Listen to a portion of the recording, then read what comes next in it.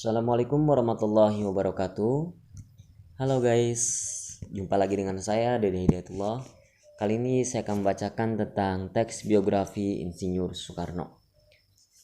Ya, seperti apa yang telah kita ketahui bahwasanya Insinyur Soekarno adalah presiden pertama Indonesia. Insinyur Soekarno adalah salah satu tokoh yang paling penting bagi kemerdekaan Indonesia bersama Muhammad Hatta. Soekarno membacakan proklamasi kemerdekaan Indonesia. Wah, kayaknya seru nih. Bagaimana kisah kehidupannya? Yuk kita simak secara bersama-sama. Oke, kita langsung masuk ke bagian orientasi.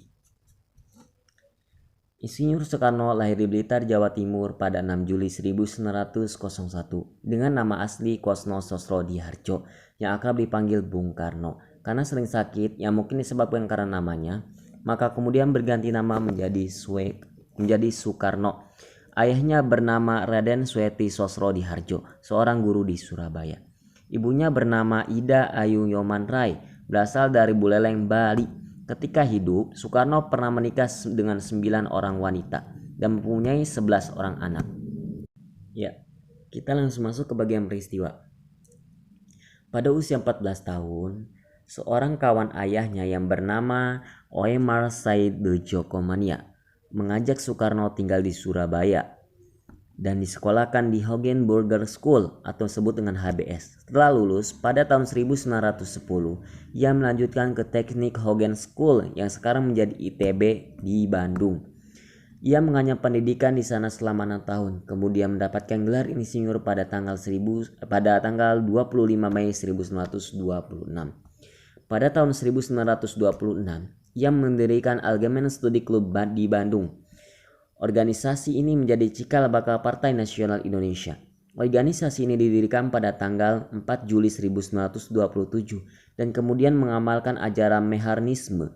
Tujuan dari pembentukan Partai Nasional Indonesia adalah agar bangsa Indonesia bisa merdeka dan terlepas dari penjajahan Belanda. Aktivitas Soekarno di PNI menyebabkan sehingganya Soekarno ditangkap dan kemudian dimasukkan kepada penjara Sula Miskin pada bulan Desember 1923. Ia dikenal Belanda sebagai orang yang mampu menghasut orang lain agar berpikir untuk merdeka, sehingga kemudian dianggap cukup berbahaya oleh Belanda. Soekarno dibebaskan pada bulan Desember 1931. Lalu PNI dibubarkan oleh Belanda pada bulan Juli 1937. Pada bulan Juli 1932, Soekarno bergabung dengan Partai Indonesia atau yang disebut dengan Partindo. Kemudian didaulat sebagai pemimpin Partai Partindo. Namun, Soekarno pun kembali ditangkap oleh Belanda dan kemudian diasingkan ke Pulau Flores dan 4 tahun kemudian dibuang ke Bengkulu. Soekarno baru kembali bebas pada masa penjajahan Jepang pada tahun 1942. Soekarno bertemu dengan Muhammad Hatta yang akan menjadi teman seperjuangannya, yang kemudian keduanya memproklamasikan kemerdekaan bangsa Indonesia ini pada tanggal 17 Agustus 1945.